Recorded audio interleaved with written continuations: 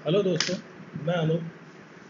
हमने अपनी पुरानी क्लास में पिछली क्लास में जो है हिस्टोरिकल बैकग्राउंड के बारे में देखा था, जिसमें हमने कवर कर लिया था जो ब्रिटिश का कंपनी रूल है वहाँ तक। और अब हम यहाँ पे स्टार्ट करते हैं। हमारा जो अगला एक्ट है, गवर्नमेंट ऑफ इंडिया एक्ट 1858, ये आता है अंडर क्राउन के।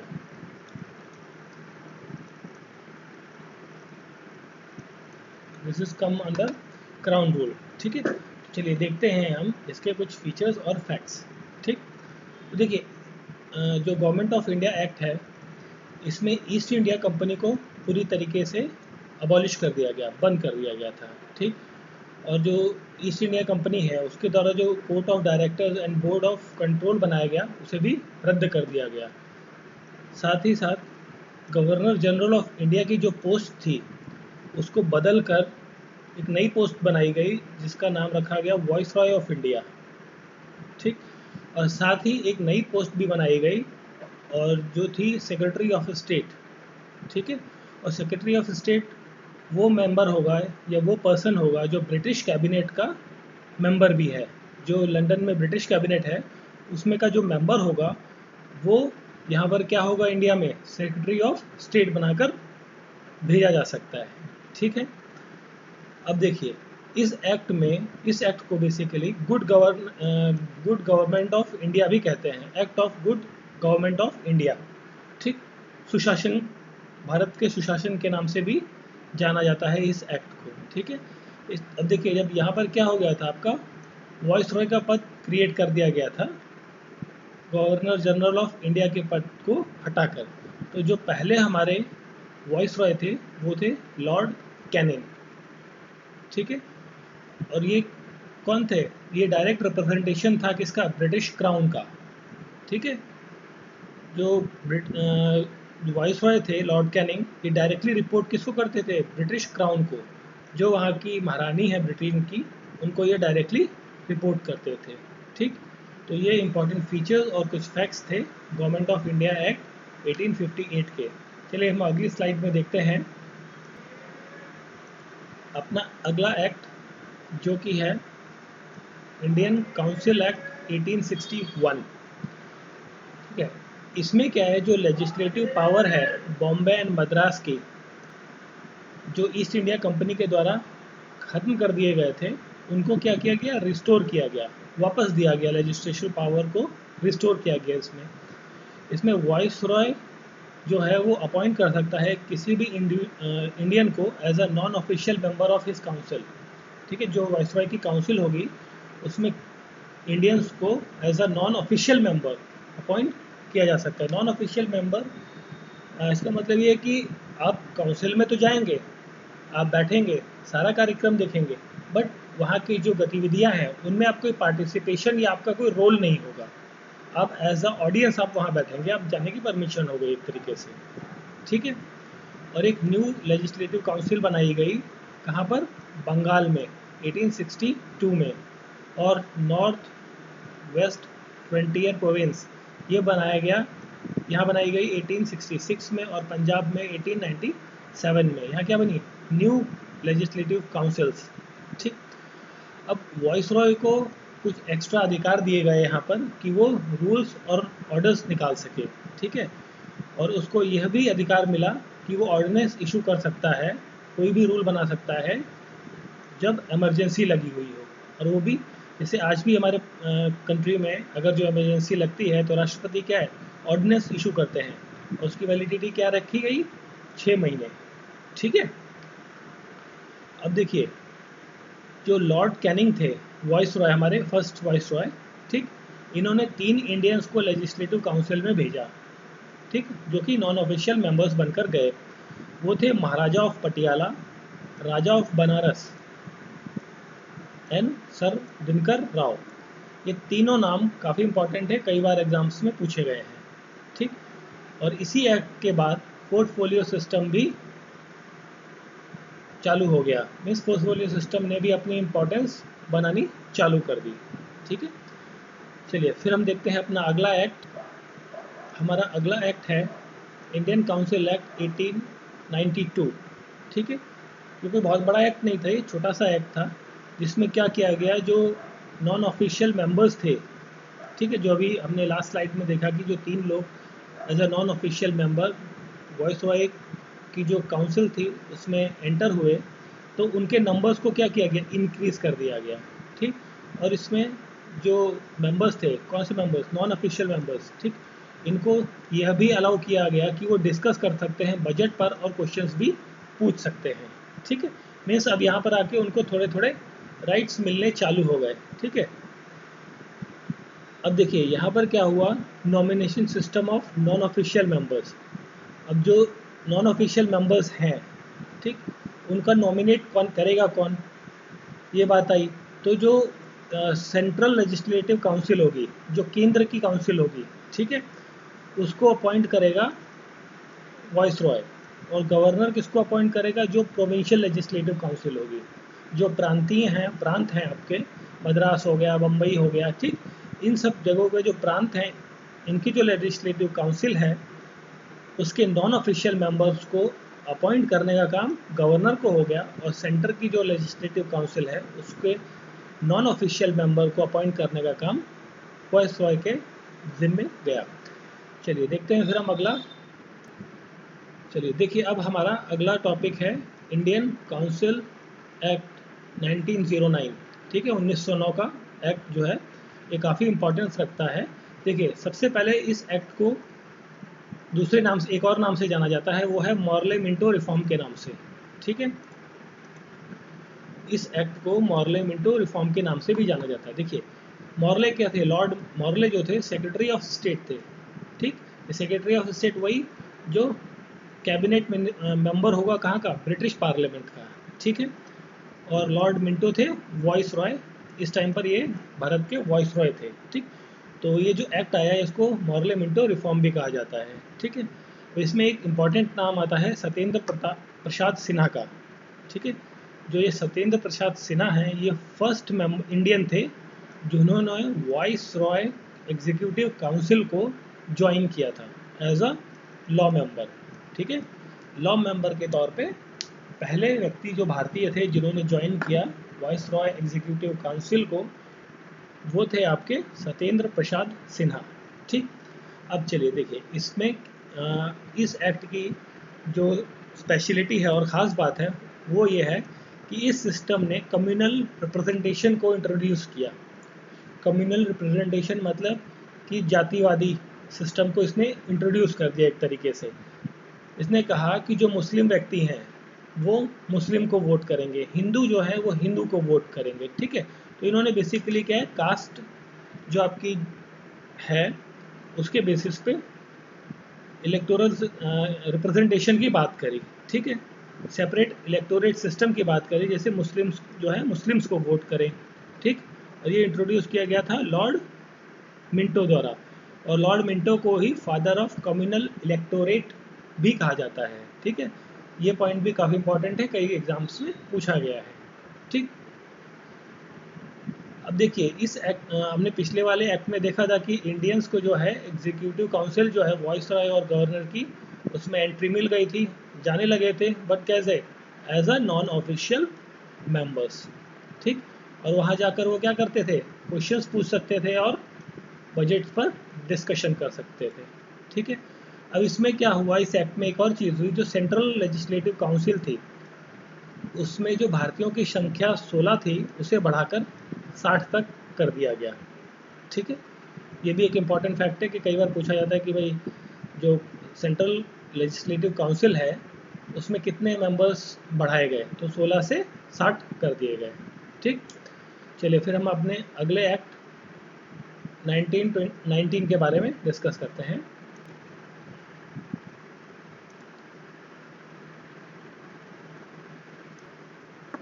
चलिए देखिए हमारा जो 1919, ठीक है, गवर्नमेंट ऑफ इंडिया एक्ट 1919 जो है वो भी काफ़ी इम्पॉर्टेंट है, और इस एक्ट को क्लेम्सफोर्ड मॉन्टेगू रिफॉर्म भी कहते हैं, ठीक है।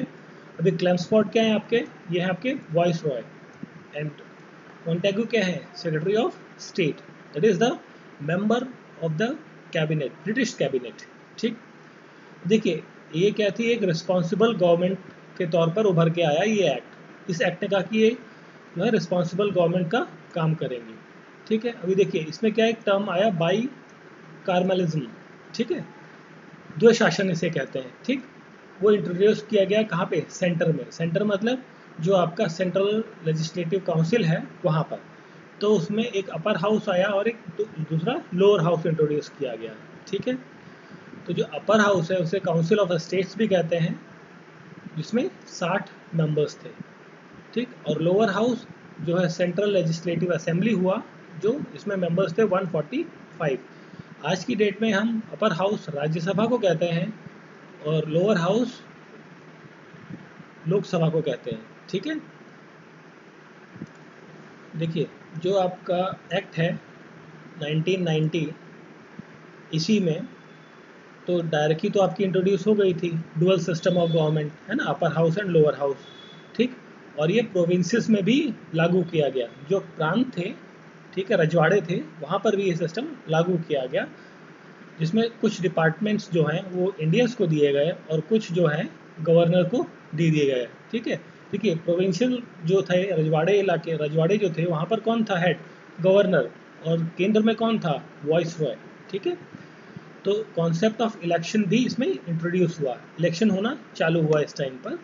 इसमें लिमिटेड फ्रेंचाइज थी। ठीक है, मतलब वोट जो है वो कुछ ही लोग दे सकते हैं, आम जनता को वोट देने का अधिकार नहीं था। ठीक है, इसमें कौन कौन वोट दे सकता था, जो लैंड होल्डर्स है, टैक्स पेयर्स है, ऑफिशियल है, ठीक है, और जिनके पास कुछ टाइटल है, मतलब नवाब हो गया, ठीक है, राजा हो गए, ठीक है, तहसीलदार हो गए, है ना, जैसे टाइटल्स है कुछ, उन लोगों को अलाउड था कि वो वोट दे सकते हैं।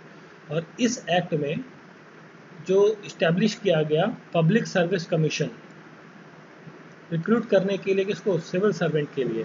ठीक है, जो आईएएस की जो रिक्रूटमेंट है, ठीक है, सिविल सर्वेंट की रिक्रूटमेंट, वो इस एक्ट में चालू हो गई। ठीक है, इस्टेब्लिश कर लिया गया था पब्लिक सर्विस कमीशन। ठीक है, अब इसमें कम्युनल रिप्रेजेंटेशन भी मिला, किसको, सिख को, इंडियन क्रिश्चियंस को, यूरोपियंस को और इंडियन एंग्लो इंडियंस को। ठीक है, देखिए ये क्या हो गई, इन सभी जो कम्युनिटीज़ है इनको एक सेक्टर में दे दिया गया भाई कि ये एक कम्युनल कम्युनिटी है, और मुस्लिम्स को अलग कर दिया गया।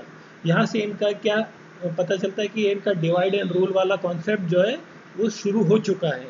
ठीक है, अब देखिए जो इन्होंने पहले एक्ट बनाया, गवर्नमेंट ऑफ इंडिया एक्ट 1990, ठीक है, तो उसको जो गवर्नमेंट ब्रिटिश ने बनाया था, तो उसको क्या एग्जामाइन करने के लिए कि वो काम कर रहा है कि नहीं कर रहा है, सब चीज़ों को देखने के लिए एक कमीशन गठित किया गया, साइमन कमीशन। ठीक है, जो ब्रिटिश गवर्नमेंट के द्वारा इस्टेब्लिश किया गया 1927 में, जिसमें 7 लोग थे, 7 मेंबर्स थे। ठीक है, और चेयरमैन कौन था इसका, सर जॉन साइमन। ठीक, इसका क्या पर्पस था, पर्पस ये था कि भाई इंडिया आए और जो न्यू कॉन्स्टिट्यूशन बनाया है ब्रिटिशर्स ने, गवर्नमेंट ऑफ इंडिया एक्ट 1990, उसके कंडीशंस को चेक करें। ठीक, तो अब इसमें एक डिस्प्यूट था, डिस्प्यूट ये था कि इसके सारे मेंबर्स क्या थे, ब्रिटिशर्स थे, इंडियन था ही नहीं इसमें कोई। तो जो कमियां हैं वो, और जो चाहिए इंडियंस को, वो इनको बताने के लिए कोई था ही नहीं वहाँ पर। तो इसका क्या हुआ, पुरजोर विरोध हुआ, बाइकआउट किया गया इस कमीशन को सभी के द्वारा, ऑल पार्टीज़ के द्वारा, चाहे वो कांग्रेस हो। फिर हम बात करते हैं अपने अगले act, government of India act 1935 में। ठीक है, इसमें क्या किया गया कि जो साइमन कमीशन की रिकमेंडेशन थी, है ना, कि प्रोविंशियल से डायरकी को ख़त्म कर दिया जाए, तो उसमें ख़त्म कर दिया गया। ठीक, डायरसी को कहाँ इंट्रोड्यूस किया गया, सेंटर में। ठीक है, वॉइस रॉय के पास इसको इंट्रोड्यूस किया गया। ठीक, अब इसमें क्या हुआ, जो एक्ट है ये 1935 का, देखिए इसमें क्या किया गया, साइज ऑफ लेजिस्लेचर का इंक्रीज कर दिया गया। ठीक है, जो नंबर ऑफ मेंबर्स थे लेजिस्लेशन में उनको बढ़ाया गया, नंबर्स। फिर एक्सटेंशन किया फ्रेंचाइजेस को, जो लोग गो की लिस्ट हमने देखी पिछले स्लाइड्स में कि भाई ये लोग वोट कर सकते हैं, तो उन लोगों की संख्या में बढ़ोतरी की गई, कुछ और लोगों को ऐड किया गया कि वो लोग भी वोट कर सकें। ठीक है, और जो सब्जेक्ट्स हैं लॉ बनाने के लिए उनको डिवाइड किया गया 3 पार्ट्स में। ठीक है, अब देखिए वो 3 पार्ट्स ये हैं। फेडरल लिस्ट बनाई गई एक, जिसपे यूनियन कानून बनाएगा। ठीक है, और फिर है प्रोविंशियल लिस्ट, और फिर कंकरेंट लिस्ट जिसपे दोनों कानून बना सकते हैं। प्रोविंशियल लिस्ट मतलब जिसमें प्रोविंस कानून बनाएगा। ठीक है, और ये उनके नंबर्स है, 59 थे फेडरल लिस्ट में, 54 थे प्रोविंशियल लिस्ट में, एंड कंकरेंट में 36 टॉपिक्स डाले गए। ये सारे वो टॉपिक्स हैं जो जिनके तहत कानून बनेंगे, जिन टॉपिक्स पर ये लोग लॉज बना सकते हैं। ठीक है, अभी क्या हुआ यहाँ पर कि प्रोविंशियल ऑटोनॉमी बढ़ती गई, यहाँ पर इंक्रीज कर दी गई, और डायरेक्ट इलेक्शन हुआ इसमें पहली बार 1937 में। ठीक है, इस एक्ट के बाद 1937 में इलेक्शन हुआ, जिसके बाद इंडियंस ने मिलकर, ठीक है, एक इंटरिम गवर्नमेंट बनाई।